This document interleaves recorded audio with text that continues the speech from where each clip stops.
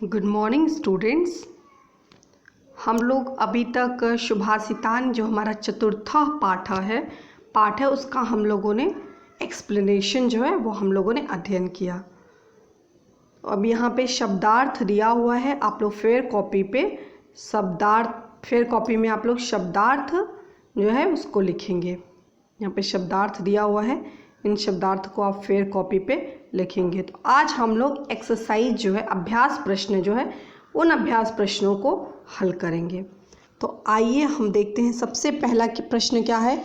एक पदेन उत्तरत, मतलब एक पद में उत्तर दीजिए।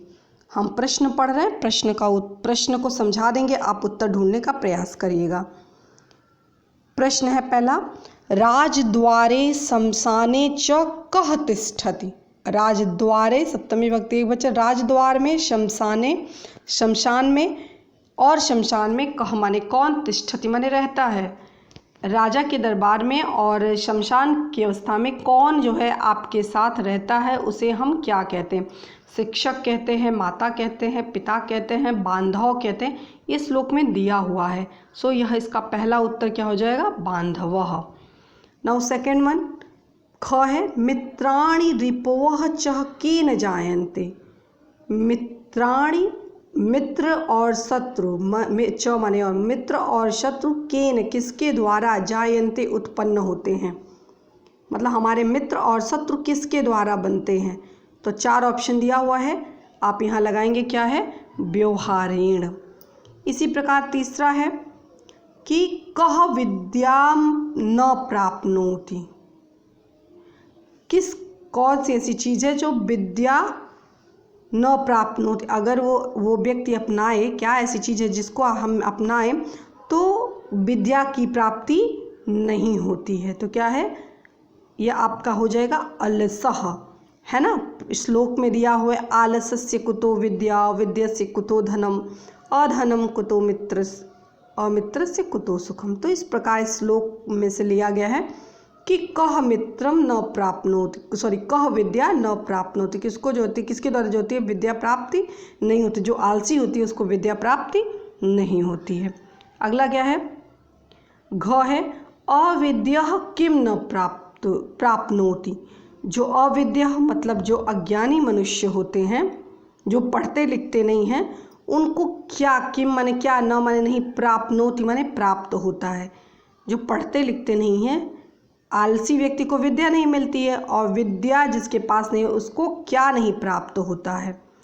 तो जो आलसी व्यक्ति होते हैं उनको तो विद्या नहीं प्राप्त होती है। चार ऑप्शन दिया है, पहला धन, दूसरा सुखम, तीसरा मित्राणि, चौथा यश। तो इसका उत्तर क्या हो जाएगा? अविद्यस्य कुतो धनम। तो उत्तर क्या हो जाएगा? धनम। यहाँ पे धनम दिया हुआ है। अंग है, किम न कर्तव्यम। किम माने क्या, न माने नहीं, कर्तव्यम माने करना चाहिए। व्यक्ति को क्या नहीं करना चाहिए? चार ऑप्शन दिया हुआ है, अति लोभम, अति सुखम, अति धनम, न कश्चित, न किंचिद अपि। तो क्या व्यक्ति को नहीं करना चाहिए? तो यह भी श्लोक से लिया गया है। तो इसका उत्तर हो जाएगा पहला, अति लोभम। व्यक्ति को अत्यधिक लालच नहीं करना चाहिए। च है, केशाम चित्ते वाची क्रियायाम च एक रूपता भवति। केशाम किसके में, चित्ते मन में, किसके मन में, वाणी में और क्रिया में एक रूपता होती है। कौन ऐसा होता है जिसके में, चित्त में माने हृदय में, मन में, और क्रिया में, वाणी में एक रूपता पाई जाती है। तो क्या है? दुर्जना नाम, दुर्जनों के, साधुना नाम, सज्जनों के, गुड़ी जना नाम, जो गुड़ी होते हैं उनके में, या पशु नाम। तो चार ऑप्शन दिया हुआ है, इसमें आपको उत्तर ढूंढ के लिखना है। ये आपके श्लोक का दिया हुआ है, तो आप उसको जान लेंगे। क्या हो जाएगा? साधु नाम। तो इसका उत्तर हो जाएगा साधु नाम। तो यह इस प्रकार, यह आपके पहले प्रश्न, अभ्यास प्रश्न का पहला उत्तर है। तो आप सबसे पहले क्या करेंगे? एक पदेन उत्तरत प्रश्न लिखेंगे, और उत्तर, ऑप्शन लिखने की आवश्यकता नहीं है। बस प्रश्न लिखिए और उत्तर लिखते जाइए, प्रश्न लिखिए और उत्तर जो है लिखते जाइए। अब आइए हम जो है अपना दूसरा प्रश्न देखते हैं। दूसरा प्रश्न क्या है?